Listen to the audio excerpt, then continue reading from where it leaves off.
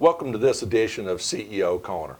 I'm Otis Rawl, President and CEO of the South Carolina Chamber of Commerce, and today we're happy to have Congressman Gresham Barrett from the 3rd District here to talk about some of the issues that are going on in Washington. Congressman, welcome. Thanks, Odie. Glad to be here. Well, we're glad to have you.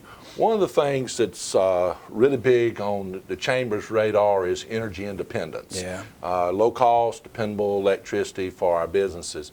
Tell us a little bit about what you think is going on in Washington, what you're doing. Yeah. You know, it's amazing when you think about the economic downturn and you think about the credit crisis that has stabilized, but we've still got to get through. I was talking to some of the experts in Washington the other day. The difference between $4 a gallon gas and $1.50 a gallon gas, Otis, is about a $350 billion infusion into the market. Now that's actually a tax break for the guys that are making $20 million a year or making minimum wage. That's one of the things that we have to realize, that fuel prices, energy, and being energy independent is so important for this country. My fear is that as gas has gone back down and continues to maintain some stable level for a while, we take our eye off that ball. We've got federal legislation that we're working with. Heath Shuler, who is actually a Democrat. You know those guys are in charge now, and it's important that they carry the water, that a lot of these things are their ideas. I've already been in contact with his office about pushing some nuclear legislation that deals with not just nuclear but across the board stuff. Here in South Carolina, we can be not only a southeastern leader but a national leader. Right. We're working on a white paper as we speak right now to make South Carolina energy independent, which covers coal, which covers natural gas, hydro, and the biggest portion, of course, nuclear with my site, the Savannah River site.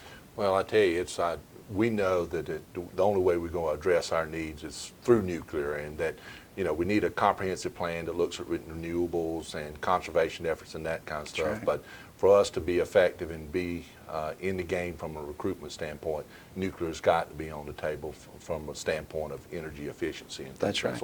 Well, in this Santee Cooper plant, this coal-fired plant, Odie, when you've got a company like Alcoa that says it's not a matter of if we leave, it's when we leave, if we don't get that additional energy capacity. Right. So it's so vital not only to our economy but to our national security. Well, we keep an eye on the ball. I'm glad y'all doing the same thing.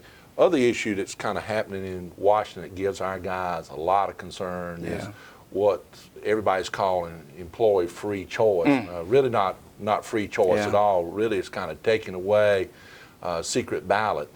Can you kind of tell us what you anticipate happening in Washington as far as free choice and what may be a compromise, if there's a compromise? I don't know, just your thoughts. It's amazing. When Dingell was replaced on the committee, when the Democrat leadership decided who they're going to put where, they did it with a secret ballot. They didn't have their members stand up, but yet they're pushing a bill where employees would have to stand up in front of management and labor guys in person and say, I vote this way or that way. It's wrong. There's no free choice in it, as you well know. Unfortunately, there's not a lot of hope in the House, Otis. As you well know, it passed overwhelmingly in the House last year. I look for it to do the same. And I look for it to come in the first quarter, maybe even within the first month or a few weeks into February. The only saving grace we've got right now is some type of compromise or a holding motion in the Senate.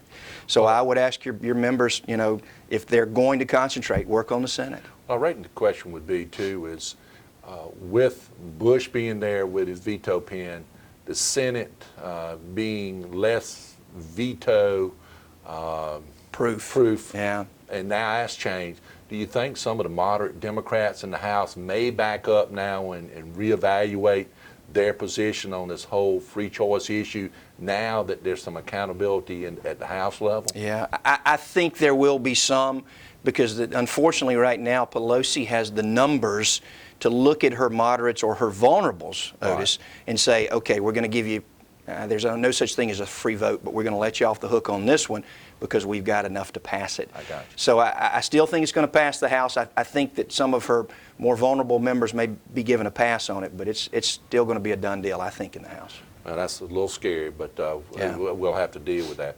Other issue that's a lot of debate revolving around in South Carolina is the federal stimulus bill. Yeah. This last one that's looking at infrastructure, as a way of infusing dollars into the process. Right. Your thoughts on when this is happening? It looks like it's on the fast track. That's right. Where do you think South Carolina, what do you think we go get out of it? If any thoughts? Yeah, a couple of things. It's going to happen. I mean, it just as sure as the nose is on my face and your face, it's going to pass. It looked like President-elect Obama wanted it on his table, on his desk when he raised his hand. I think it's probably going to kind of squeak into the first, maybe second week of February. I have reserved the right to object, so to speak, to vote against it because I want to make sure that we pay for this thing and it's structured the way it needs to. Having said that, we've already been in touch with SCDOT, with the folks in my district throughout this state, with Clyburn's office, with Spratt's office. They're driving this thing to make sure that if it is going to pass, which it is, we've got projects in there that are shovel-ready, that are going to benefit South Carolina, I-73, infrastructure projects, water and sewer projects that I think are so vital not only to our economy in South Carolina, but this nation. So depending on how it's structured, that's how I'm going to take a look at it. But I'm going to fight and make sure that South Carolina gets its portion in there. Well, we appreciate that because I think it's all about jobs, and if we can get the economy churning again and get people feeling a little bit better about the economy, being able to pay their bills, getting off the unemployment rolls, it helps us in a lot of different ways. And the second piece of that is if our taxpayers are going to be asked to pay for it, and it's going to happen, certainly South Carolina ought to be at the table as we go forward. So, Congressman, thank you for visiting with us today. Thanks, Odie. We appreciate the comments, and we look forward to you joining us next week at CEO Corner. Thank you for joining us.